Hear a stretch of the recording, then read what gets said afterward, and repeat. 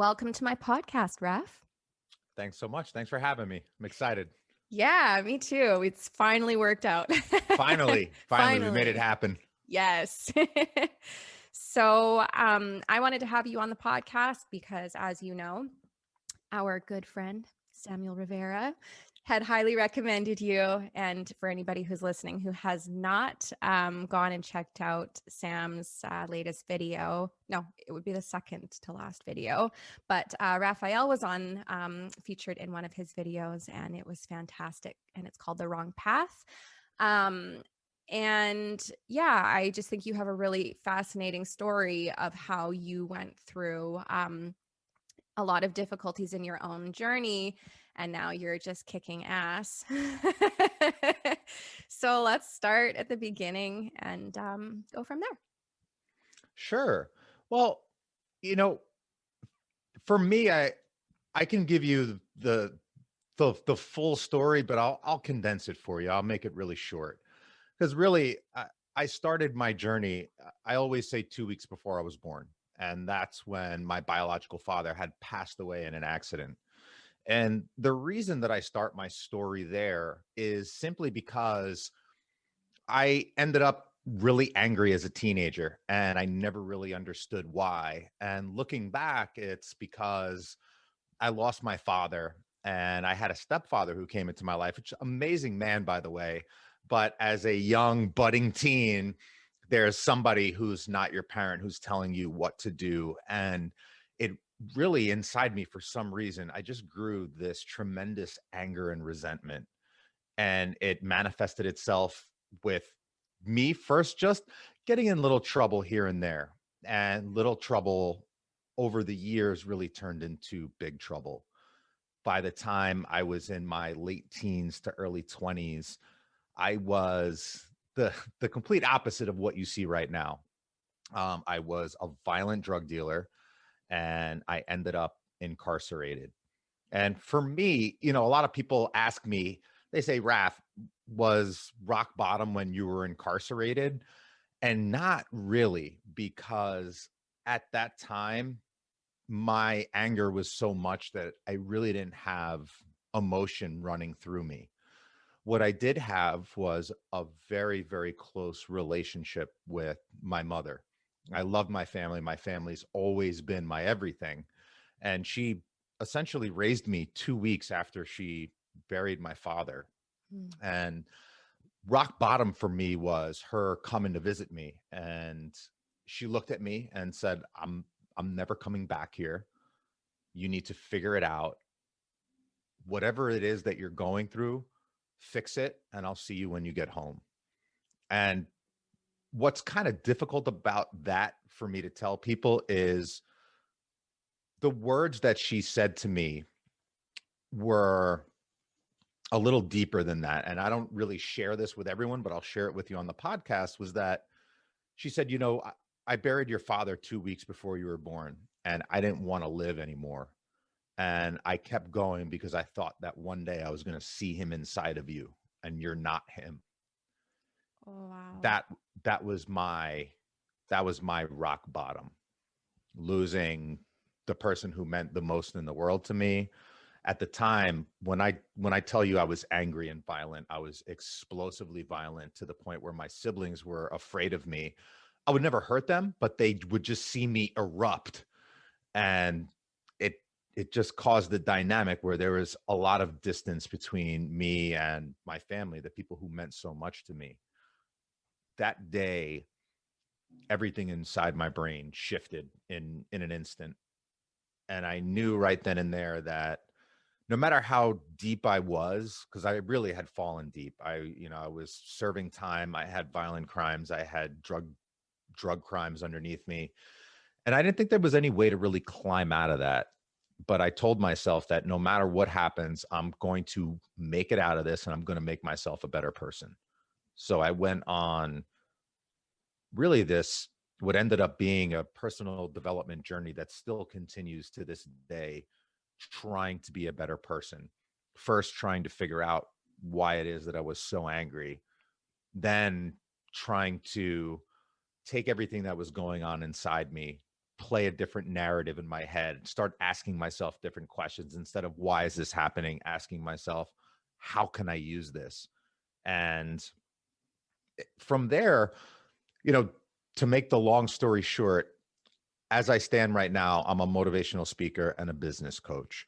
The journey was a long one, but my goal had always been to really take what I learned and inspire people that no matter where you are in your life, if I can pick myself up out of there, up out of prison, come back into society, be not just a normal person, but someone who is giving back, someone who has, I guess, quote unquote, made it. And when I say made it for me, I'm happy. That's really what making it for me really means. I'm very financially successful.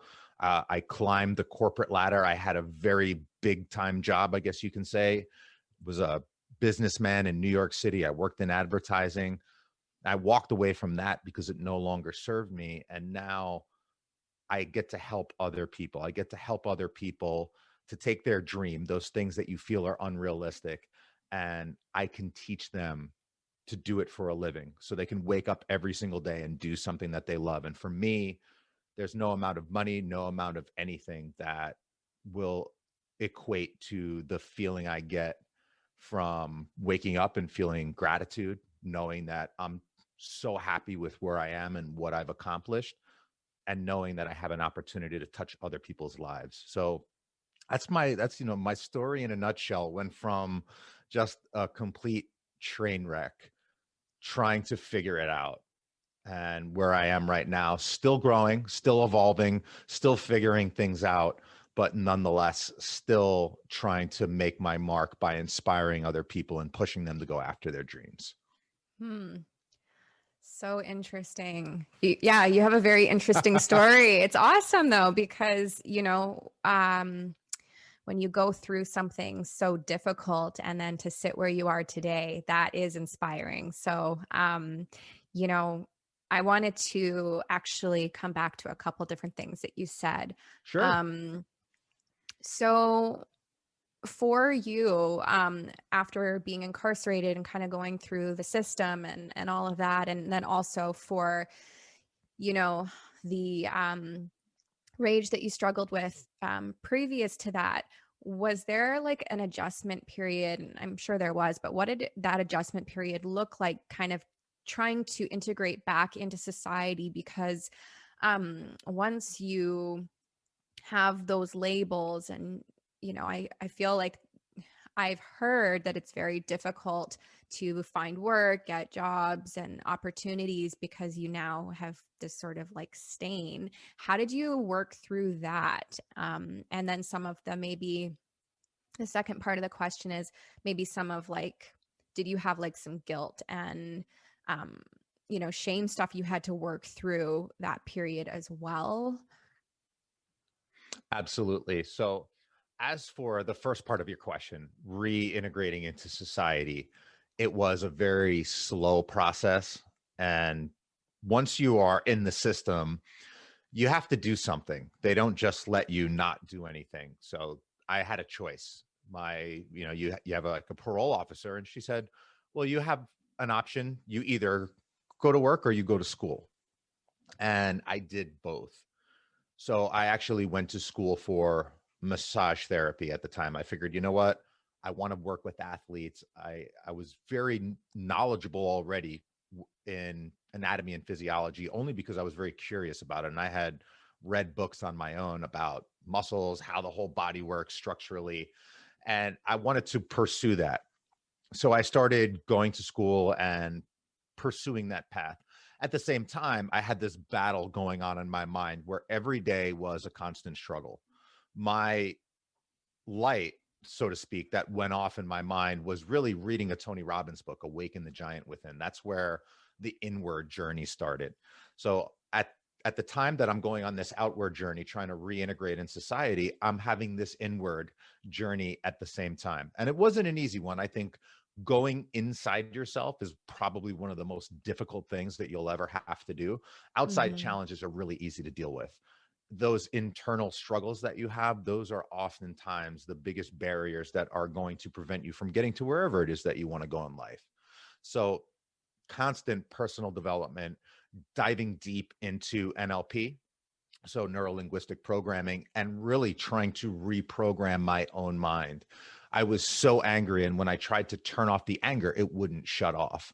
And that Mm. actually made me depressed. So I had all these feelings, but what what I had inside of me and what was my X factor was inspiration for me. I knew that every day, if I didn't wake up in a good space, which was 90% of the time when I was going through this period, I needed to do something to stay inspired, whether that was remembering my why, remembering back to when my mother came to see me, picturing what my life could be like if I made the changes, reading quotes, listening to motivational speeches, podcasts, anything I can do as soon as I wake up to get my mind out of the negative and into the positive.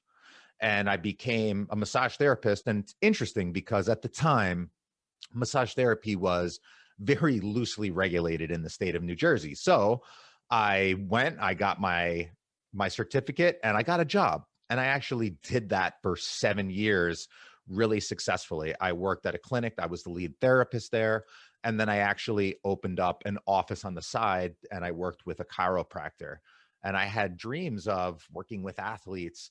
And 7 years into that career, the state laws in New Jersey just completely changed.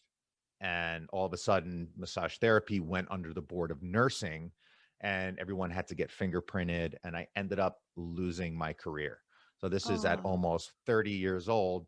I hadn't gotten in trouble. I've had some slips and stumbles, but Mhm. because I had 7 years ago all of that stuff on my record, I'm heading into like my 30th birthday, and I just was literally forced out of my career. Oh my So God. I had to start all over again. At the same time, I went through a really horrible breakup in my life. I was previously engaged to someone that completely erupted and broke up very quickly.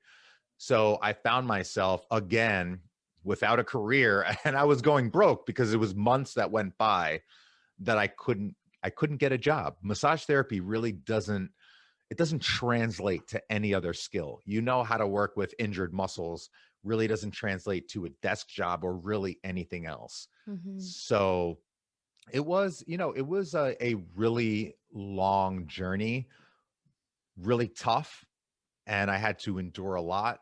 And then I always remember telling myself that it was me that put me there in the first place. So it Mm. was me that was going to get myself out of there. And the idea for me was take it one day at a time. Every single day I wake up, stay inspired, move forward, stay inspired, move forward, stay inspired, and move forward. Right.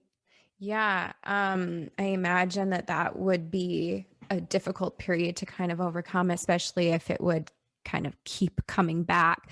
And you had said about the mornings being the hardest.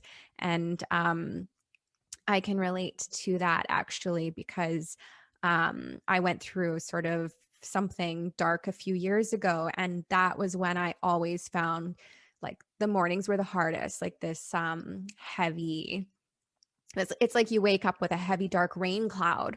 Mm-hmm.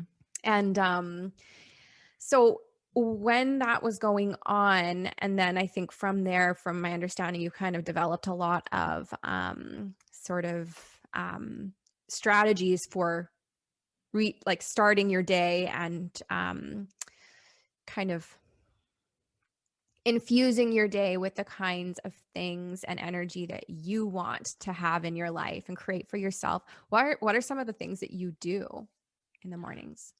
Yeah, it was then really that I came up with the whole idea of mind body business. I had completely hit rock bottom again in my life, and I knew I needed to do something. So the first thing was I had this dream for some reason that I just wanted to be this New York City businessman. And I pictured myself in a suit walking through the streets of Manhattan. And so I put on a suit every single day. Meanwhile, I'm jobless for about 5 months. I'm completely out of money, behind on my rent, behind on my car payment. And I just knew I had to make something happen. And every single day I went into the city with my resume, which again didn't translate to anything. And I I just kept moving. I just kept pressing forward. And finally I got an opportunity. I got an opportunity at this small little place that it was probably what, 3 or 4 person company, a recruiting agency, and they gave me a job there, and that was my window. And I kept telling myself every day, mind, body, business, mind, body, business. So waking up in the morning for me was the start. As soon as we wake up, we tend to let our mind race and we think of things. For some people, it's their mind racing to email. For other people, it's the worry starts to creep in. It's hard for some reason for a lot of people just to wake up and start thinking about the things that are really awesome in life. For some reason, our brains tend to steer in another direction. So for me, I developed a morning routine and I have it till this day. It's become a little bit more intense, and people hear my morning routine. They say, Raf, that's pretty crazy. They don't realize for me, it was more of a survival mechanism. So the first thing I do, I'm typically up between 4:30 and 5 o'clock in the morning. Immediately before I even get out of bed, I think of 3 things that I'm grateful for. And I do not get up until I have those pieces of gratitude firmly implanted in my heart. And it usually takes me all of 15 seconds to do that. And I pop out of bed and right away I move into a breathing exercise. I do a pretty intense breathing exercise. And then I bring myself directly into meditation. As soon as I'm done with my meditation, I will journal, and then I am going into a pretty strenuous workout. I typically run 3 to 4 miles in the morning, followed by strength training.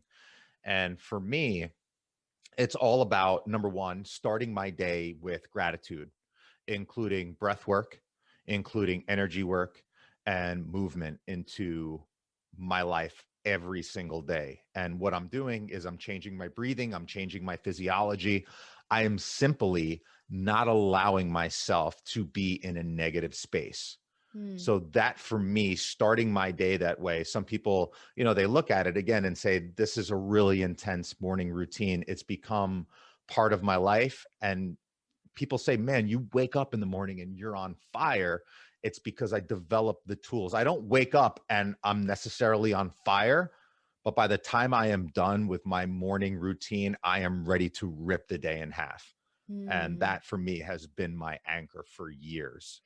And so, just for my own curiosity, do you do it in that order every single day? It changes sometimes, but typically, I mean, the gratitude always.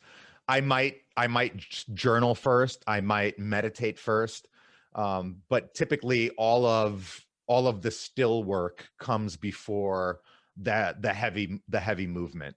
I Hmm. usually finish it off with my run and my strength training. Mm. Do you have coffee? Oh, yes, coffee is a must. Coffee is, and that's like that's an automatic.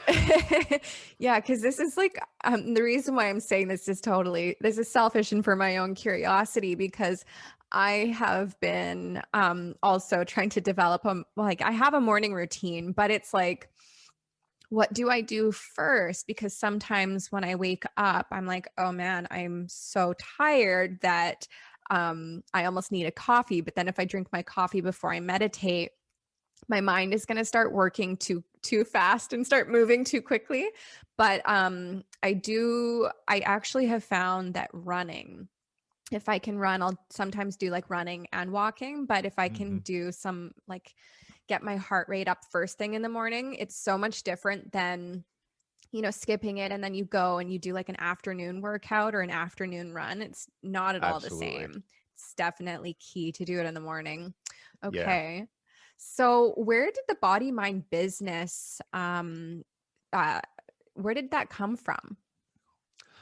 It was really during that time when I hit rock bottom again and I was struggling. And I told myself, number one, I can't let my mind slip back into the old patterns. I can't start thinking negative. I can't start telling myself this narrative of, oh, I got screwed over basically. And life just, punched me in the face. I had to start telling myself something different. So I knew taking control of my mind and my focus, which was mainly through meditation, I knew that was critical for me every single day.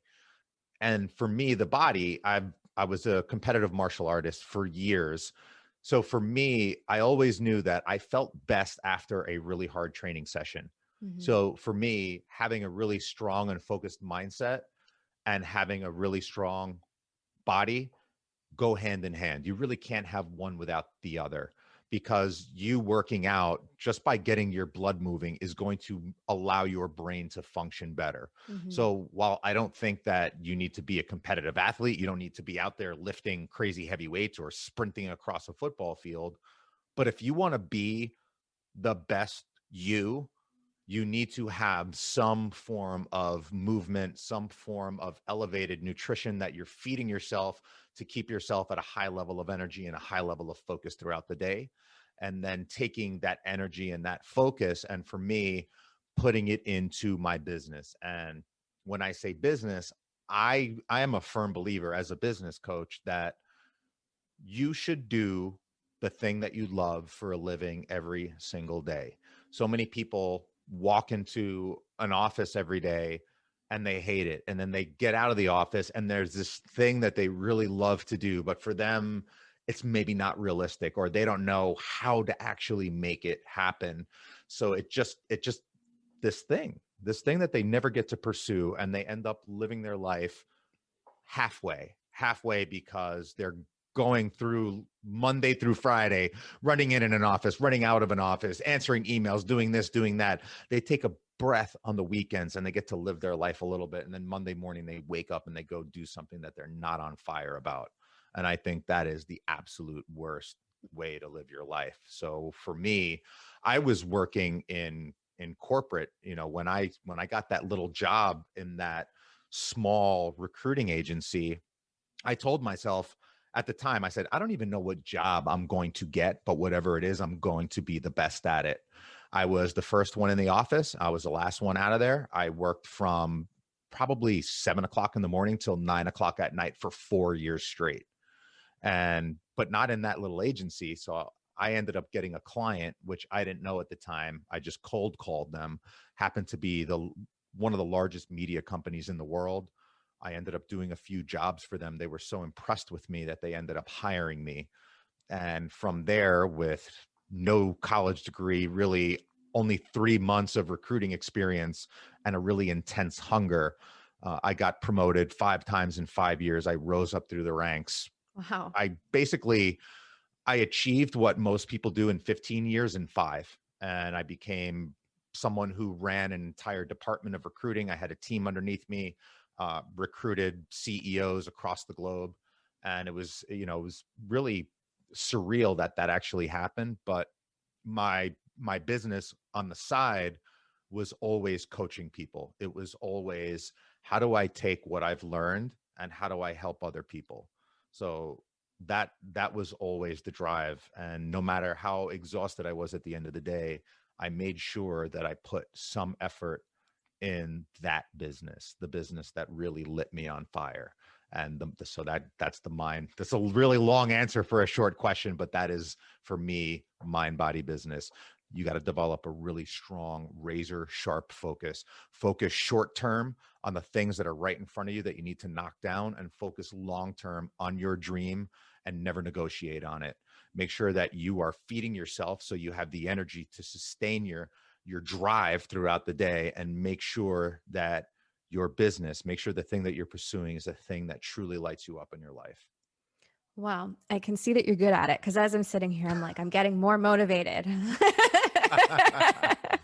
But yeah, I feel like for a lot of people, the motivation, because like when we're talking about motivation, it's like um, I think a lot of it is developing discipline, because without the discipline, you don't have, like, how can you develop motivation for things if you don't have the discipline, And I know in one of your videos, I tuned into You said, what's one thing that you can do for your body, your mind, and your business, like today, like on a daily level? And I Mhm. really liked that because I think it is so easy, especially if you are still working a different job that you might not be super passionate about, but let's face it, you have to pay your bills.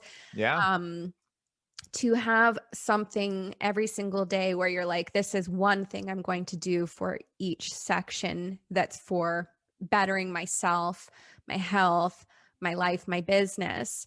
Because it's true, the idea of working into a, you know, you know, a job for the rest of your life. Actually, Sam and I were talking about this, where you basically at the end of your life go, oh my God, my life is, I didn't do anything that I loved. And it's now here I'm at the end and I have so many regrets. And I think it's so important for people to go after what they love. And also, too, when you figure out what you're passionate about, um, other things in your life also seem to fall into place. Like you don't realize how much one thing in your life can start to siphon your energy in like every Mhm. other area.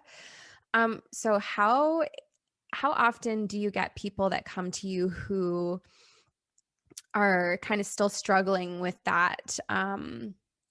Not just, I wouldn't say necessarily motivation, but belief that they can accomplish what they want to, because that's a huge part of it is the self-doubt. Every single person I've worked with struggled with that. Uh, and it didn't matter. I've worked with entrepreneurs that were just starting their businesses, and I've worked with entrepreneurs that were just looking to take their business to the next level. And every time you level up, every time you hit a goal and you make a new one, that will start to creep in the limiting beliefs. Can I do this? Is this even possible? Even as I continue to grow, it happens. But what you really have to do is a few things. Number one, you have to have a crystal clear vision of exactly where you want to go and exactly what you want your life to look like. And it can't be vague. I don't know. I'm kind of here. I'm kind of there. You need to be super specific. And there's an exercise that I bring the people that I work with through before I ever really dig into the work, is for them to paint this so clear vision of exactly where it is that they want to be in life. And that needs to be just burned into the front of your mind, because that's the thing that's going to pull you. Next thing you need to do is ask yourself why that thing, why that vision that you've painted for yourself, why that's important to you. And a lot of people say, well, oh, I just want to be happy in life and I want to do the things that I love. You need to dig one further and ask yourself, okay, why is it important that you're happy in your life? And why is it important that you do the things you love? And if you ask yourself why enough times, you're going to get down to the core of what truly drives you as a human being. And when you remember your true why, because a lot of people don't really go that deep, when you remember your true why, it will also allow you to think of what's on the other side. Because so many people, I've brought them to their true why, and their true why is, if I don't make this happen in my life, then my life will have been a waste and I will have lived my one existence on this planet half of what I was meant to be. And that is really scary. So Mhm. we're driven by things that give us pleasure, but we'll also run away from things that are really painful. So if you can remember your vision, also remember what happens to you if it doesn't happen. Like your life should be 100%. You should never settle on anything. I believe you can have anything that you want if you know exactly what it is and you start moving after it and you never stop. And then the final piece of the puzzle is realizing that human beings aren't motivated by perfection. We're motivated by progress. You have to take one step forward. And the key is, don't think about it, just go. Because so many people will pause right before they make any move. And that's when you allow things to creep in your mind. Is this realistic? Is this going to happen?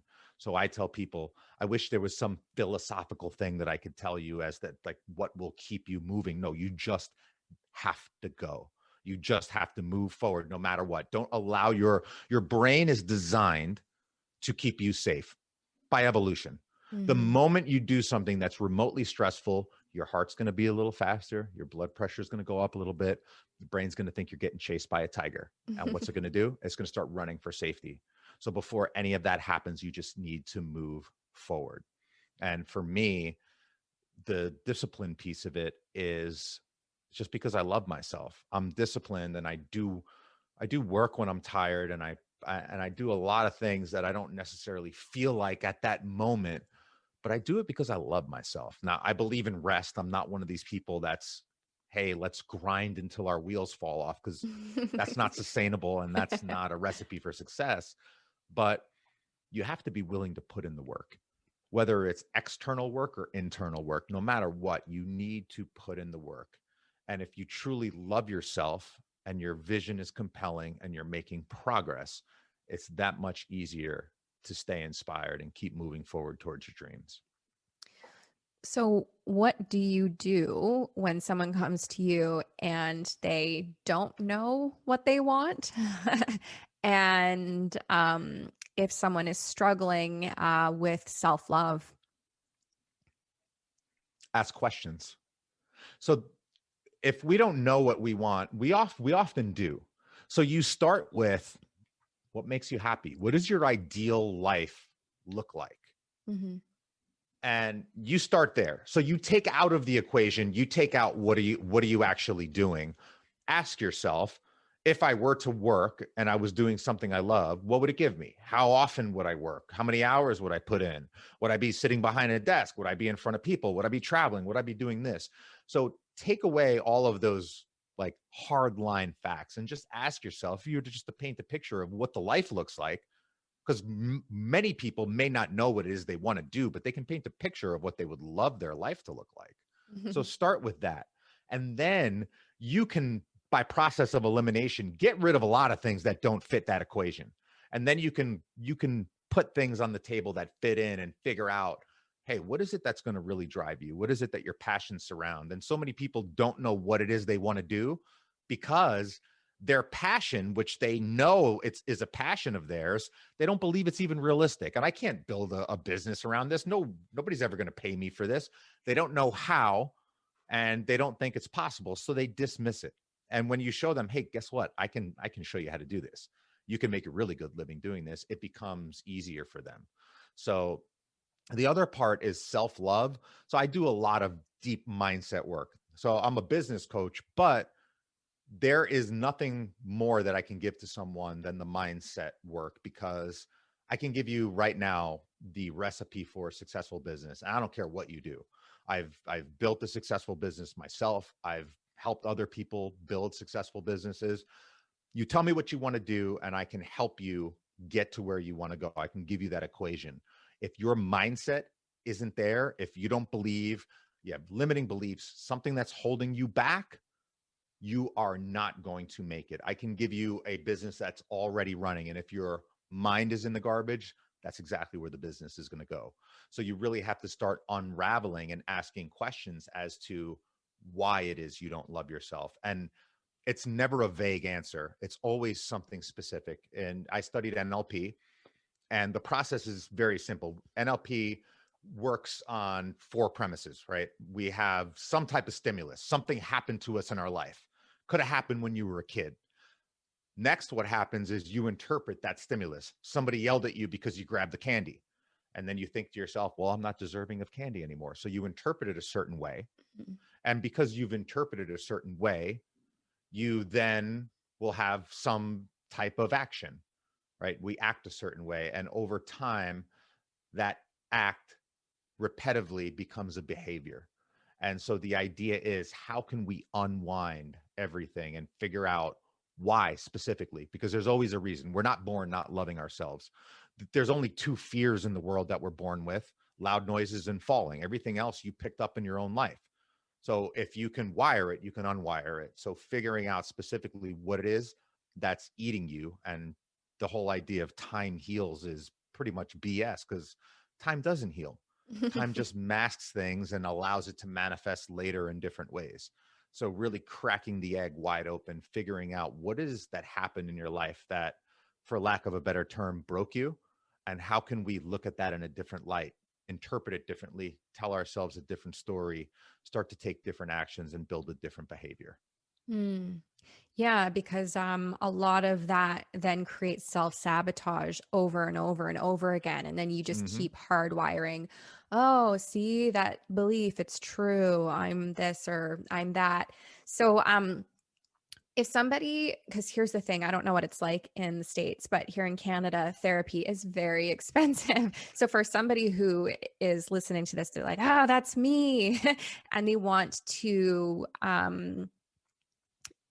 to kind of start going in a more self-help, personal development kind of direction.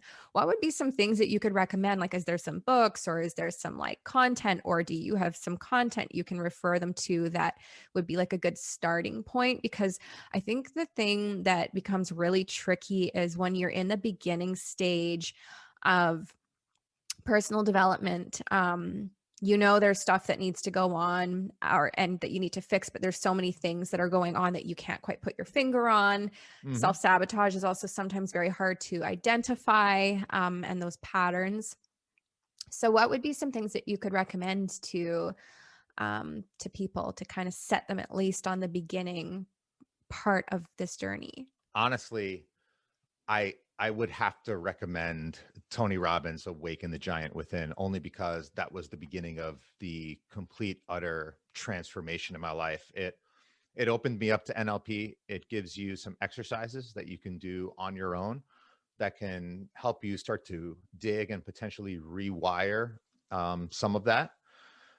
Another thing, I mean, you could follow me, and I'm always giving out inspiration. And for anyone that's here, for anyone that happens to be a listener of your podcast, I can even go one step farther. If they share this with a friend and get the word out there of what you're doing, because your work is amazing, and they share it and let us know, let you and I know both that they shared this with a friend, I'd be more than happy to give them a free one-on-one for 30 minutes just to talk about whatever's going on in their life and see if we can start to make some progress in whatever it is that might be holding them back. Oh, wow. That's so nice. That's very generous. Absolutely. Yeah. Because I know a lot of the people that do listen to the podcast are drawn to, overcoming adversity. And, I know that I'm drawn to that. And it's because in my own personal life, like, I've gone through so many, I like to say the dark night of the soul, where it's like I'm crawling my way out, and it's like, why?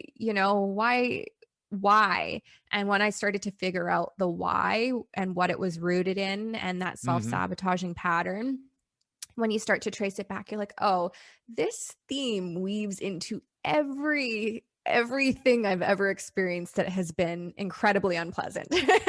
Yeah, and it's interesting because, believe it or not, a lot of what I uncover when I start doing the deep mindset work is a lot of it stems from your childhood, Hmm. some way, shape, or form. And people, if they think long and hard enough, and sometimes they already know, they just kind of avoid it, but they know the specific event. Like, this happened in my life when I was 7 years old, and it forever traumatized me. Hmm. And that's what we have to work on. Because if you don't go back to the thing that broke you, how is it that you're ever going to truly fix it? And Hmm. so figuring out, like, getting to the heart of it and being able to kind of unravel it and tell yourself a different story has such a transformative and profound effect on everything, your mental health and your physical health. Because I know there's some people who I've worked with that have had such high levels of stress, anxiety, self-sabotage, that they start to manifest autoimmune disorders, and they have like IBS, and all of a sudden they unravel these things and they start to feel a lot better, and their body starts to feel a lot better. So Hmm. it will transform you from the inside out.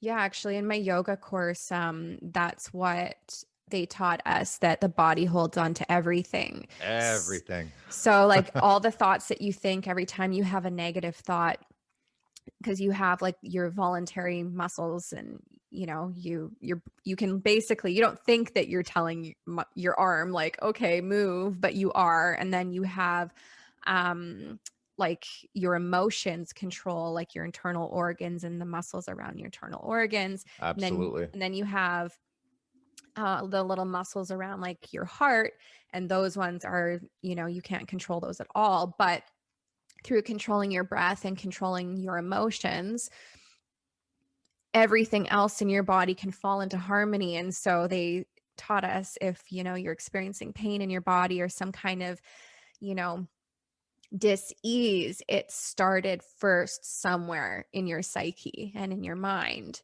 Mm-hmm. So yeah. And that would be actually a good place to start, is eating healthy also, because if you're not eating foods that are good for you, your brain cannot think either. And that's like a very good place to start. Absolutely. Absolutely. Yeah, with your moods and everything. So, Mm-hmm. um, okay. So something you had said that I also really liked was when you had kind of hit your breaking point and you had your rock bottom, you decided that it was also going to be like the best thing that ever happened to you. And so when people go through difficult times, often, you can kind of get stuck into a bit of the victim mindset, because it's painful and no one likes to experience that. But what I really liked was that you said it's the meaning that you give to the lessons. Absolutely. So, and here, as I say that, I'm like, I don't know if it's possible. I'd like to say it's possible for everybody to self-reflect in that way. But in the other, I've met some people where I'm like, I don't know. I don't know if this person can, I'm just thinking, actually see themselves in that way. Like, do you think it's possible for people to be able to have their uh, painful life experiences become a blessing, or is that only with self-awareness? Because I realized Well, I shift gears on that question halfway through it, yeah, but no, well, you absolutely need to be self-aware, but you can have somebody sitting next to you and walking you through, okay, let's look at what it is that's happening to you. Mhm. How can we tell ourselves a different story right now? So I truly believe everything happens for a reason, but guess what? We get to decide what that reason is. And at any moment in time, you can tell yourself a different story. If a tornado just came through and ripped your house in half, you might be telling yourself all the reasons why life just got over on you and you just got screwed. Mhm. Or you have the option, should you choose to do so, to tell yourself a completely different story. Hey, you know what? I didn't like that house anyway. I'm going to go get a better one. You know what? Now hey, maybe I can take a few days off work now and I can just sit back and kind of hang out and chill. Okay. So we always have this opportunity to tell ourselves a completely different story. It's Mhm. up to you to start looking for things that shine in more of a positive light. We can become so addicted to looking at the negative. Negative thinking in and of itself becomes a habit that gets hardwired into your brain. So you can spend your whole entire life blaming, giving excuses, saying that you got just screwed over and I'm in this bad place. The moment you tell yourself a different story, everything changes. You just have to pause for a moment and allow yourself to look for something different. Mhm. That's where anyone can do it, but you have to consciously do it. It's you're not just gonna wake up one day thinking negatively and continue down a negative path and have the lights go off and all of a sudden you're illuminated. You have to look for it consciously. You have to take control and say, you know what? I'm tired of feeling like this. And at the time, I was just sick and tired of feeling sick and tired. and I was sick and tired of being angry, and I just stopped. And the interesting part was I'm the one that got myself in all the trouble that I ever got into, but I had the gall to blame everyone else. Mm-hmm. And life just keeps screwing me over, even though I was just a wild young guy that was going out like drinking and getting into fights and all this other stuff. But the moment I looked for a different story, I found one. You could tell yourself anything you want. You're the director of your own life. You get to write the story, you get to write the ending, you get to write every single page of every single chapter. What are you going to write? That's the Hmm. question. Yeah. And gratitude in and of itself can transform what you start attracting to yourself as well, because um, what you, I feel like what you're experiencing inside, we often reflect or see reflected back to us in our external world and Oh, our not often, all the environment. time. It's so true. And so like if you're having a bad day, it's like everything seems to spiral, or if you're having a good day, everything seems to work out, but the point is to try to make it so that every day is a good day. So okay, I like to ask different guests this question. Sure. Bring it So on. it's in relation to other people. Was that something that you struggled with? Because I know who you surround yourself with is who you become the most alike. What does that journey look like for you? Who you allow into your life, and who you've had to, set boundaries with, and who you've had to say, you know what, this person is not good to have in my life, because that would probably be something that you would have had to have gone through as well. I have about three really good friends in my life right now. And that's by design.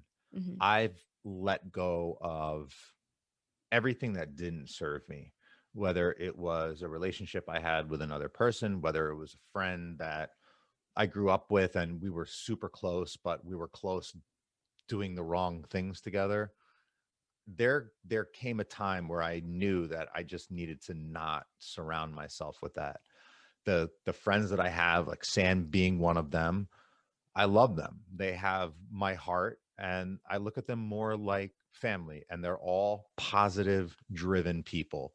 There's not a single person that I hang out with that is negative, that is not trying to climb higher in their life. And I'll steal a quote that my good friend, and I also look at him like a mentor, what he told me. And he's my age. I'm 38 years old, so he's around my age, and he's retired. He's had just a wild entrepreneurial career, and he's done, married, having kids now. And so I look up to everything he says. And he looked at me and he said, what does an airplane need to do to take off? It needs to go down the runway, right? But it needs to be at full throttle. And one of the hardest things the plane will do is detach from the ground. But you need to be at full throttle, and you need to be able to detach.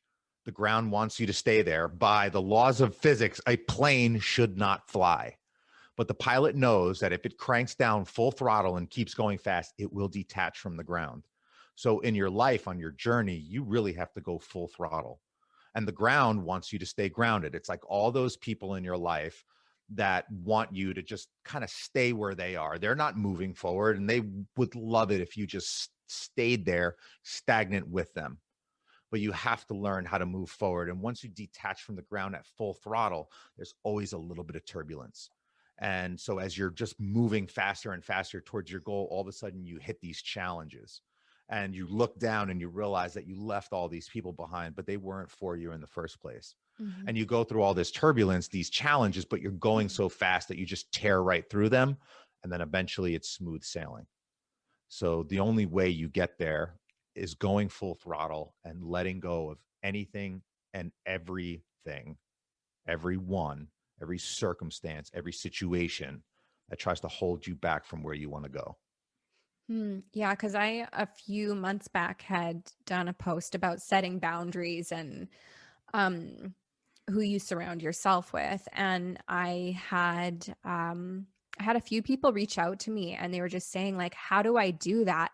Because actually one person in particular, and he was saying that he doesn't really feel like he has many people in his life as it is. And so what he was explaining his struggle was, well, I don't really have that many people in my life to begin with, even though they're negative and not good for me. And I know that I don't want to spend time with these people. And my response was, it's better to be alone and to experience that loneliness and focus on the things that you can change, because once you start to change, you begin to attract different quality of people into your life. But do you have any thoughts on that? Because I know a lot of people are struggling right now with feeling very lonely, and there is so much negativity online. Like, oh, I had to literally stop looking at social media, and I'm just on there to post, and I'm not even on there as frequently now. I'm just, because there's so much negativity. You have any sort of recommendations for people with struggling with the loneliness, and then B, like the negativity and social media that's like constantly streaming fear and Yeah, blasting it at well, you? I think, one answer can really get at both of those questions is Mhm. find a mentor. Find somebody that is where you want to be in life. And if you want to be in the garbage, well then, you'll find someone that's in the garbage and you can hang out with them. But if you're looking to make yourself better, there's always going to be someone out there. And what I've realized is that true leaders, if there's a leader in an industry and you reach out, now I'm not saying go reach out to like a superstar actor, because you just probably won't get a response. Mhm. But if there's another true leader that's around you, that's forging a path of where you want to go, reach out to them, talk to them, build new connections. We're human beings. We can talk to other people. We can make new friends. We can introduce ourselves to a whole new group of people. Find someone that you can look up to and model them. And if possible, get a mentor. Have them mentor you, or find someone who can. And when it comes to social media, you have 100% control over that. If there's something in your feed that you don't like, unfollow it and get rid of it. You can sit there and you can continue to see the same thing every day, and you're like, man, this person is so negative, and oh man, it's just, I've known this person since high school, so I'm just going to keep looking at this. Just erase it, get rid of them, get them off your Mhm. friends list. So that it's simply that easy. And guess what? There's a lot of negativity, but I don't have one negative person. And there's probably like 3,000 people that I interact with, when I post something. They're all positive people. Nobody's saying garbage and junk. There's also a lot on the other side. It's just, what are you looking for? Mhm. Like, I don't watch the True. news. Like, that's another thing. I stay away from it. Yeah, definitely. I know I had to do the same thing because there was just so much there for a while where everyone was sharing and people are sending me stuff, and that's all everyone's talking about. Yeah, I typically don't know what's going on unless my wife tells me. Yeah, exactly. And this is what I've recently said. I'm like, it does not help me to know what's going on at every corner of the planet at any given time. And for years, I actually did not watch the news. And I didn't start watching it and kind of tuning in until everything that happened in the year that just passed that won't be named. And So I you started, tuned in at the wrong time. well, and it was such a reminder because I noticed how much it affected my mental health. And I was like, it's like such an energy vampire, like being so, obsessed with all of these things happening around the world. And you miss out on all of the beautiful, amazing things that are also happening all around you, but you're just so focused on the negative. So I was like, okay, yes, I remember now why I didn't watch the news before, and I'm going to go back to that. So, excuse me. All right. Well, what would be some things that you would recommend to somebody who is currently working a job, let's say, that they really don't like, And sort of a first step in building their own kind of business, what would be something that you could recommend? The Like, they first haven't thing started yet. is like develop an expertise. If there's something that you're somewhat interested in, you have a passion about, spend your nights and weekends learning as much as you can about it. The more you can become an expert, the better chance you have at making a genuine success of yourself doing the thing that you love. So that's number one, is become an expert at whatever it is that you truly love. And for the most part, what's the good part about that is most people are already experts at something, especially the people that I work with a lot of coaches, and I've worked with energy coaches, spiritual healers, people who are coaching people how to get rid of eating disorders. A lot of it is stuff that you've gone through your whole life and you've learned it over the course of years, and now you just want to give that back. So a lot of times the good thing is we already are experts. And then the next part of it is business is really two simple blocks. The first is your product or your service. So once you are already an expert at something, then you just have to master the other block, which is figuring out, how do I market and sell this thing? So marketing and sales is the other end of any business. And for me, this is what tripped me up, because I always wanted to help people, but I never wanted to sell anything. Mm. And then you'll realize, guess what? If you never sell anything, you're never going to get out of the job that you hate. And this thing that you're passionate about will be always just something you're passionate about, and you'll never get to do it. So you really have to master marketing and sales.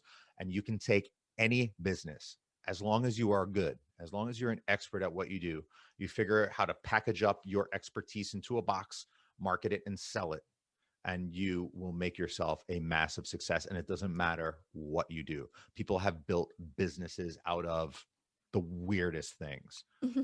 You just, there's an audience for everything. Just figure out what you're passionate about, develop an expertise, and go sell it to the world. And that way you're going to serve more people. And guess what? You'll be able to say goodbye to that job that you don't like, and you'll wake up every single day and get to do something you love. Mm. My throat is going all funny on me here. Yeah, actually, marketing though is something that does not come easy. I That's like know, a I know. whole like marketing and branding and trying to figure all of that out and then tying it up into a nice little package that is sellable. And then you have to know how to sell. That's actually something that I've been trying to figure out, because people are like, oh, you should do this and you should do that, and here's all these great ideas, and I'm just like, that's the part I struggle with. I'm very creative and I want to help people, but I'm like, the marketing business mindset does not come easy to me. Mm. So It didn't for me either. yeah, well, I started, have you heard of Coursera? Yes. Yep. Yeah, so I'm taking there's a like excuse me, there's a marketing course on there that I'm taking, and there's like tons and tons of free courses. For anyone listening, coursera.org is Hmm. amazing. It's free university courses that you can take. Yeah, maybe they're not like, you don't get credits for them, but it's free knowledge and education. So that's actually something that I'm doing, because people keep telling me, oh, like you should do this and you should do that. And I'm like, if you go and you look at my Instagram feed, it is like there's so many things going on. I don't have like and I was like, well, this is perfect though. It's perfectly imperfect. My life is not perfect, and my Instagram feed is not all nice and tidy either. And it doesn't need to be. So many people, when they first start out, they think they need so many things. I need the shiny website, and then I have to go and I have to get this and I have to get that. And then, oh, I should make a digital course, because you need one of those to start a business. And I tell people, I'm like, you don't need any of that. Your marketing can be free. So a lot of what I specialize in is organic content marketing, which is just selling your products through Instagram or Facebook, through the content that you put out there, getting people interested in your product or service through your messaging. How are you talking to them? Letting them know a few things. Number one, who do you serve specifically? You have to pick a niche. You can't just say, this is for everyone, even though it probably is, especially when it comes to coaching. You you could probably help everyone, but you can't say that, because if you are marketing to everyone, you're really speaking to no No one. one. So you pick a niche, number one. Number two is you have to be able to relay what is the specific problem you solve? How do you solve it? What is the friction that you leave out? Meaning, I could be a nutrition coach and I can say, oh, I can help you lose 20 pounds. Don't eat carbs for the next 17 years. And you might say, well, I can help you lose that. And you don't have to cut out carbs for the next 17 years. So figure out what separates you from your competition by speaking about things you don't do. And then be able to articulate what it is that you feel like. And I can give it to you in the pretense of my business is I had a business for years and I was a coach, and all I wanted to do was help people. And I was posting every single day on Instagram, and I was posting and posting and posting, and no sales came in. And meanwhile, I saw all these other people and I said, well, they're making all these sales. Maybe I need a bigger following. Maybe I just need 100,000 followers and then I'll make money. And then I realized that I didn't need that. Then I said, well, maybe I need a website. And then I realized I didn't need that. It really all came down to being able to package up my expertise in a box. So you figure out how to structure an offer is something that I teach people. Then you figure out what is your content marketing strategy. You have to get people to know, like, and trust you. So you need to understand specifically how do you translate that to content. Then you have to know how to sell. I specialize in high ticket offers. So the coaches that I work with, they're looking to get out of their corporate job just the way that I was. And if you're working a corporate job and you're doing this as a side hustle on nights and weekends, you are not going to leave your corporate job selling $100 at a time. You need to package up your expertise into a high ticket offer. So we sell in the thousands. And that isn't something that, it's not like selling someone a pack of gum. You have to understand the sales process. So what I do is I take people who don't know how to grow their business. I help them package up their offer. I develop a content marketing strategy, everything from niche to messaging to translating content into a knowability, likability, and trust, and then being able to actually sell it. How is it that we're compelling people to speak to us, and how do we sell this offer for thousands of dollars? And knock on wood, till date, there hasn't been a single person that's been through my 90-day program that has not sold thousands of dollars. And this is people who've never even had a business before. So you just have to know those tools. So anyone can really do it. My advice, really, if you are looking to do something, go find someone else that did it before you and go study every move that they did. If you have the means and the funds to do so, get a coach. I was struggling for years, and it wasn't until I decided to take a plunge and say, you know what, I'm going to go hire a coach. And I had a pretty big corporate job that offered me a nice paycheck. So I invested in the best coaches out there. And after 4 years of trial and error, I finally took what I learned from 4 different coaches. I took those little golden nuggets, the things that really move the needle forward in your business, and I packaged them all up into 90 days. So basically, I can give someone everything that I've learned in 4 years inside of 90 days. So it's really, to long answer to a short question, but what is it that you really need to do? Study from someone who's been there. You can take all, like Coursera, awesome. Yeah, you'll learn a lot of good things. You could take every freebie on the market. Nothing will ever replace having a mentor sitting next to you, showing you, don't do this, and this is how you do it. If you want to compress time, if you want to sit there and spend 5 years trying to figure it out on your own, you can do that. But how valuable is your time?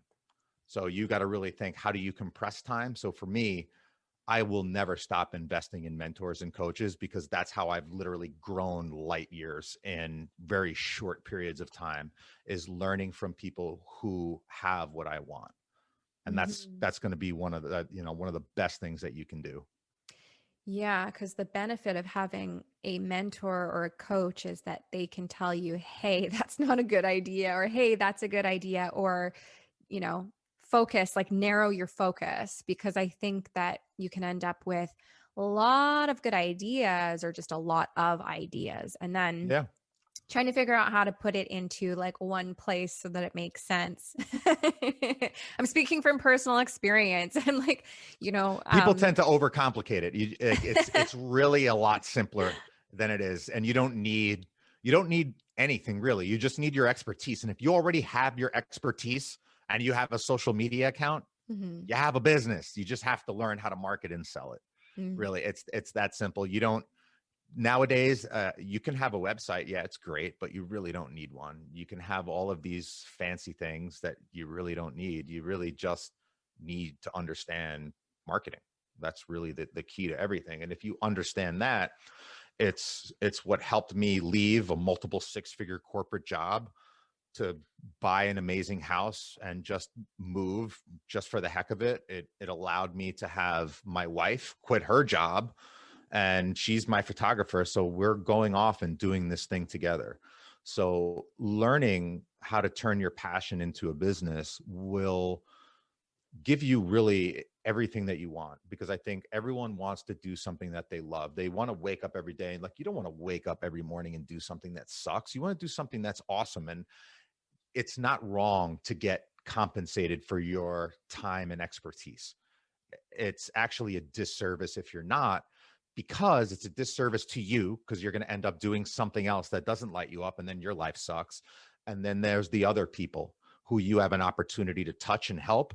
You're not going to be able to get in front of them because you're too busy doing this thing that you don't love. yeah. So you really, it's like getting past that mindset as well too. Like, can I really charge? Like, who am I to charge someone? Oh, yeah. Well, you know, you owe it to yourself, and you owe it to the people that are out there that need what you have. Yeah, actually, that's been my own personal hurdle has been, um, yeah, the difficulty in being like, oh, yeah, okay, I want to help people, but charging for it. And it's funny because it's something that they also taught us that in our yoga course, is that you have to charge people. You have to charge people for what you're offering. There has to be some kind of an exchange. But oftentimes when you're in these sort of lines of wanting to provide service, to, you know, just help people, I want to make the world a better place. It's like you all often struggle with the guilt of, oh, but I feel like I should do it all for free. But with that being said, people actually don't appreciate things for free. No, They don't value it as much. So you're doing a disservice to yourself when you're not charging for your time. And I'll use my artwork as an example. I taught myself Photoshop 3 months ago, hmm 3 or 4 months ago, and now I'm creating all this art. And at first, I was like, oh, I'll just, you know, price it pretty like low. And when I actually then started doing the work, because I take a lot of time and I'm putting all this time into it, and I actually started crunching the numbers, I was like, well, that's great, Shanti, you're making $6 an hour. I was like, this is ridiculous. So I had to, like, you know, and that was like the first couple of you know, clients that I had. But anyways, I had to come back, sit down, and I came up with like a sort of like a tier of like the different things that I would offer at different rates. And I I bet significantly, your price is still too low. that's what I've been told. But you know, here's the thing. Your whatever it is, whatever product or service you have, I like to think of it as a really expensive pair of sunglasses, right? Because I can go to the store and I can buy a $5 pair of sunglasses. If I happen to lose them on my way out of the store, okay. Or if I scratch them up, or I drop them and I step on them, whatever, they were $5. If you Mhm. have $1,000 pair of designer shades, you're going to make sure they don't get scratched. You're going to make sure that you wipe them down and you take care of them and you don't lose them. You always know where they are. They have their little space in your drawer. The same thing is with your product or services. If you're giving what you have away, and it could be coaching, it could be an actual physical product like a piece of art, how easy is it for someone to throw that out? If I gave away my coaching services for $10, how easy is it for you to not do the things that I tell you to do? And then it's Mhm. a waste of your and my time, which is more valuable than money. So Mhm. that's the first part of it. And then one question that really shifted everything for me was, I wanted to get out of my corporate job. It was totally killing me. It was just eating me from the inside out. I kept telling myself, I know I'm here for something more than this. I want to be able to serve people. I want to be able to help people, but I was really unwilling to start selling. And I had a mentor say, okay, well, what's more uncomfortable? Is it more uncomfortable selling your services, or is it more uncomfortable spending your entire life living and working in a job that you hate that is eating your soul away? You pick. Yeah, that's actually a very good way of putting Yeah. it. I Yeah, chose coaching. yeah, well, you have to kind of get over that little initial phase of like, oh, and charging, like, if you have like friends that come to you, or like, being able to charge your, serve, still have your fees be paid, even though it's your friends coming to you. And like, that's where you can kind of get a little like messed up, like, oh, maybe I should do this for free because they're my friends. But you should charge your friends also, and Yeah, they should be happy to support you and in absolutely. what you're doing. And if you have friends that want something from you for free, I might be questioning the friendship just a little bit. Well, thank you so much. I want to ask, where can people find you? The best place is on Instagram at Raf Garay. I have a website, rafaelgaray.com, but really Instagram is my most active platform. You'll see me either making a story or posting a piece of content several times a week. So if you see me there, shoot me a DM. Always happy to just chat with people. And I just love meeting new people who are driven to do something. So you can find me there, connect with me, and I look forward to seeing everyone. Awesome. Well, I will probably be shooting you a message. I'm like, Raf, I need coaching. I got to figure this thing out. Well, thank you so much for your time. You have an interesting story. It's fascinating and inspiring, and I've really enjoyed chatting with you today. It was just so many questions. It's been an utter pleasure. This was fun. So thank you so much for just having me on the show and actually thinking that my story is interesting, because for me, I look at it and it's just, it's my life. So the fact that I have an opportunity to get in front of a new audience and share something to what other people see as really inspiring, that's really my life's mission, is to light people up, to light that fire, show them that anything is possible, and give them the tools to help turn that dream into a reality. So thank you so much for giving me an opportunity to touch a few more hearts out there. I really appreciate it. Well, thank you. And I truly do mean it's a very inspiring story. And it's because, I think oftentimes people can reach a point where, they're struggling so much that it's like, I can't do anything. So why do anything? So when you hear somebody who has gone through that and to see where they're sitting today, it's very, very inspiring. So thank Well, you so thank you much. so much. Okay, well, I hope you have a wonderful day, and hey, enjoy your move and your new beginning in Arizona. Thank you so much. Take care.